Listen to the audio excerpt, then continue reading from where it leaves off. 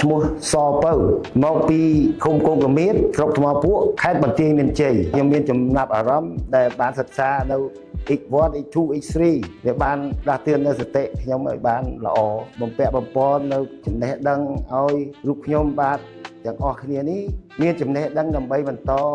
ជួយអ្នកចំនួនក្រោយបាទខ្ញុំសូមថ្លែងអំណរគុណ